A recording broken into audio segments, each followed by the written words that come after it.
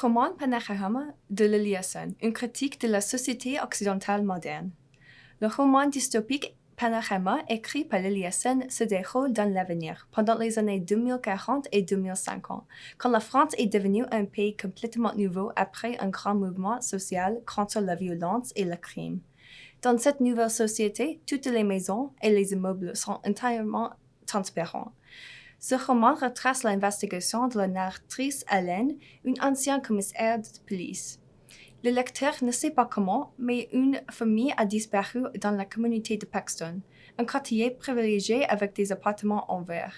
L'enquête sur cet événement révèle que les mystères continuent à exister dans les sociétés transparentes. Le roman traite aussi des difficultés de la narratrice, en particulier de ses relations conflictuelles avec son mari, qui l'a quittée pour une autre femme. Il est évident que la transparence et la technologie ont contribué à de nombreux problèmes sociaux évoqués par ce texte. Ce livre propose plus globalement une critique de la société moderne occidentale. En général, les relations entre les individus manquent de sincérité à cause de la technologie, ce qui est particulièrement le cas des relations romantiques.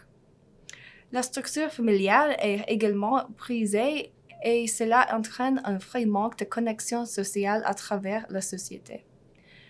La narratrice parle beaucoup des effets des réseaux sociaux sur la société. Par exemple, dans le chapitre 15, 28 juin 2050, la narratrice écrit que sa fille, Tessa, n'appellera pas son ex-petite amie parce qu'elle lit seulement les nouvelles qui le concernent sur les réseaux sociaux. Dans ce chapitre, elle compare la transparence avec la vie d'un influenceur sur les réseaux sociaux, quand la vie personnelle est devenue publique. Aujourd'hui, la plupart des gens manquent de vie privée à cause des réseaux sociaux. Si quelqu'un est très actif sur les réseaux sociaux, il partage souvent des détails personnels avec les autres sur Internet alors que le plus souvent, il ne connaît pas ces gens-là.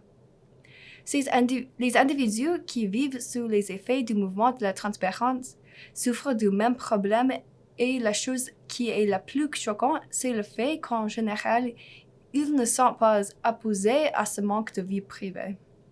De même que la culture d'aujourd'hui encourage les gens à partager leurs expériences sur les réseaux sociaux au lieu de parler directement avec leurs amis, la transparence est aussi normale et est une partie de la culture collective dans cette histoire. Paradoxalement, tout le monde peut voir les autres, même dans l'intimité, mais personne n'a de relation proche avec les autres. Ce phénomène reflète bien les problèmes sociaux dans la société occidentale contemporaine. Beaucoup de gens croient que leurs amis sur les réseaux sociaux sont leurs amis, mais souvent ils ne les connaissent pas véritablement. Il est possible que les relations dans la réalité et dans cette histoire ne soient pas réelles parce que les attentes sociales dans ces deux situations ne sont pas naturelles. Elles sont construites par les gens avec davantage de pouvoir. Nous pouvons dire peut-être que c'est une société artificielle dans laquelle les relations entre les gens sont également artificielles. Dans ce roman, la narratrice souffre beaucoup à cause du manque de véritables relations amoureuses. Il semble que les relations entre la narratrice et son mari étaient abusives et le fait qu'il l'a quittée pour une autre femme avec plus de richesse et plus de beauté, du moins si l'on en croit les standards de la société, révèle que les valeurs morales ne déterminent pas véritablement les comportements individuels au sein de ce groupe. Le personnage de Nico donne aussi un bon exemple de ce problème. Dans le chapitre 28, il est décrit par la narratrice comme une personne qui trouvera son genre, avec l'aide d'un site web qui promet que vous pouvez tomber amoureux sans souffrir. Elle décrit son genre seulement en faisant référence à l'apparence physique qu'il préfère. Ce détail montre que Nico, comme c'est le cas de nombreuses personnes dans cette société, préfère l'amour facile à l'amour vrai. On ne peut pas souffrir dans l'amour si l'amour est superficiel. L'absence de vraie connexion dans l'amour peut empêcher les gens de souffrir quand ils tombent amoureux. Il est ironique que la narratrice souffre à cause d'un manque de vraie connexion et au contraire que Nico soit plus heureux grâce à des relations de nature superficielle. Le manque de valeurs traditionnelles dans cette société montre bien que la vie privée, selon l'auteur, est la source des relations authentiques. Si les individus peuvent cacher quelque chose ou avoir des secrets, il est d'une importance particulière quand quelqu'un décide de partager quelque chose de passionnel. Dans les relations interpersonnelles se manifeste aussi un manque de relations authentiques, comme c'est par exemple le cas de la narratrice et de sa fille. Quand sa fille disparaît après le divorce entre la narratrice et son mari, elle s'inquiète naturellement, mais sans raison. Dans le chapitre 27, elle écrit que même si Tessa sautait en boîte, la boîte serait transparente. Il n'y a plus d'alcôve, plus de recoins sombres ou de pièces souterraines.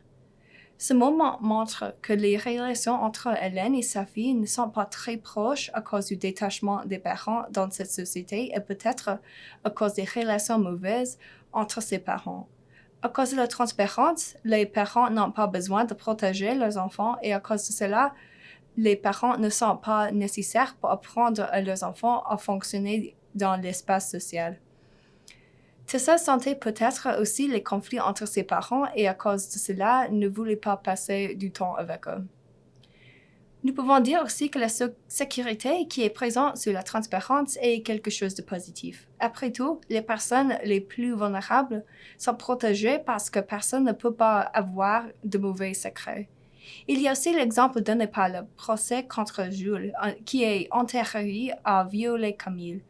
Avant la transparence, il était très difficile pour les victimes de fautes sexuelles d'obtenir justice. Mais il y a une cruauté dans ce nouveau système de justice aussi. Jules est présumé coupable de ce crime alors qu'il a seulement 12 ans. Il y a aussi la situation décrite au chapitre 27 avec Lou, qui a été accusé d'avoir tué les membres des Royaumes et qui a été emprisonné sans procès. En général, les déclarations des droits de l'homme insistent sur l'idée que les gens accusés d'un crime sont innocents jusqu'à ce que leur culpabilité soit démontrée. Il semble qu'il existe un type de fanatisme dans cette société. Les gens adorent accuser les autres d'avoir commis un crime afin de protéger la société. Ce fanatisme démontre sans doute une obsession des individus pour les choses négatives qui les effraient.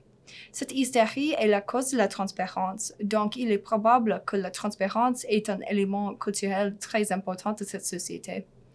Le roman propose également une critique des excès au sein de la société contemporaine. Il y a beaucoup de mouvements sociaux qui se développent après la mort tragique de quelqu'un ou après une grande atteinte à la justice. Mais souvent, ces mouvements sont seulement un type d'hystérie et ils sont éphémères et manquent d'efficacité.